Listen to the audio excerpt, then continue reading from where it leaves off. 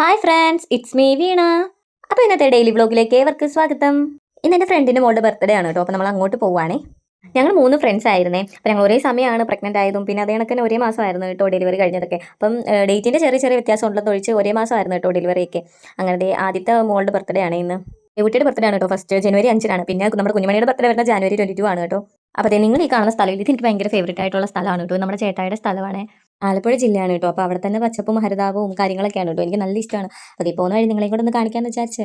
ഞങ്ങളുടെ സ്ഥലം കൊല്ലമല്ലേ. അപ്പം ചേട്ടായുടെ സ്ഥലം കായംകുളം കച്ചാനത്താണ് കേട്ടോ. അപ്പോൾ ഇവിടെ എള്ളുണ്ട്, നെല്ലുണ്ട്, അങ്ങനെ ഒരുപാട് കൃഷിയൊക്കെ ഉണ്ട് കേട്ടോ. നല്ല ഭംഗിയാണ് കാണാൻ വേണ്ടിയിട്ട്. അങ്ങനെ ഇതാണ് കേട്ടോ നമ്മുടെ ബർത്ത്ഡേ ഗേൾ ദേവൂട്ടി. അപ്പോൾ ഒറിജിനൽ നെയിം ത്രിതിക എന്നാണ് കേട്ടോ. മിക്കി മൗസ് തീമിലായിരുന്നു കേട്ടോ ഡെക്കറേഷനൊക്കെ. നല്ല രസമുണ്ടായിരുന്നു കാണാൻ വേണ്ടിയിട്ട്.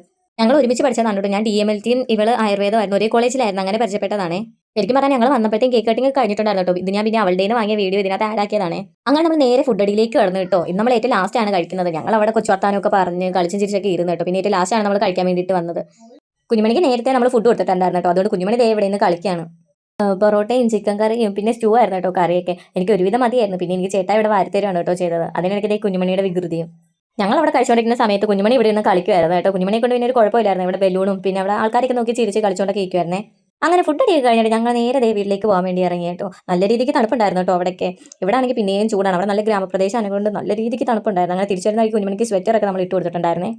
1.5-1.25 മണിക്കൂറത്തെ യാത്ര ഉണ്ടായിരുന്നു കേട്ടോ അവിടെ നിന്ന് ഇങ്ങോട്ടത്തേക്ക്. അങ്ങനെ നമ്മൾ തിരിച്ചു വരുന്ന വഴിക്ക് കാവനാട് കാമ്പിളിക്കേറി ഒരു ഷാർജ കുടിച്ചിട്ടുണ്ടായിരുന്നു കേട്ടോ. അങ്ങനെ ഞങ്ങൾ വരുന്ന വഴിക്ക് ഞങ്ങൾക്ക് രണ്ടുപേർക്ക് ഷവർമ തിന്നണം എന്നുള്ളൊരു മോഹമായിട്ട് ഞങ്ങൾ നേരെ നെല്ലിമുക്കിലേക്ക് വന്നു കേട്ടോ. കുഞ്ഞുമണി നല്ല മൂഡിലായിരുന്നു കേട്ടോ. കുഞ്ഞുമണിക്ക് ഭയങ്കര കളിയും ചിരിയും ആൾക്കാരായിട്ടൊക്കെ നല്ല സംസാരമൊക്കെ ആയിരുന്നു കേട്ടോ. ഞങ്ങളിപ്പോഴും മെയിൻ കൊല്ലത്തുനിന്നാണ് കേട്ടോ ഷവർമ കഴിക്കുന്നത്. ഇവിടുന്ന് ഫസ്റ്റ് ടൈമാണ് കഴിക്കുന്നത്. അപ്പോൾ നല്ല രീതിക്ക് ഫില്ലിങ്സ് ഒക്കെ ഉണ്ടായിരുന്നു കേട്ടോ. നല്ല ടേസ്റ്റ് ഉണ്ടായിരുന്നു. നമ്മൾ റൊമാലൈ ഷവർമയാണ് പറഞ്ഞിരുന്നത്. പിന്നെ ഒരെണ്ണം നമ്മൾ പാഴ്സലും പറഞ്ഞിട്ടുണ്ടായിരുന്നു. വോയിസ് ഓവർ കൊടുക്കുന്ന സമയത്ത് കുഞ്ഞുമണി എൻ്റെ അടുത്തുണ്ട് കേട്ടോ. അതാണ് നിങ്ങൾക്ക് ഇടയ്ക്കിടയ്ക്ക് ഈ സൗണ്ട് ഒക്കെ കേൾക്കുന്നത്. ഞങ്ങൾ ഇവിടെ നിന്ന് കഴിക്കുന്ന സമയത്ത് കുഞ്ഞുമണിക്ക് ദേ ഇവിടുന്ന് ഒരു ചേച്ചീനെ പരിചയപ്പെട്ടു കേട്ടോ.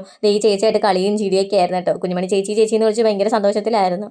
അങ്ങനെ പിന്നെ ഞങ്ങൾ പാഴ്സൽ പറഞ്ഞ ഓർഡറൊക്കെ വന്നതിന് ശേഷം ഞങ്ങൾ അതൊക്കെ വാങ്ങിയിട്ട് ഇറങ്ങി കേട്ടോ. നേരെ വീട്ടിലേക്ക്.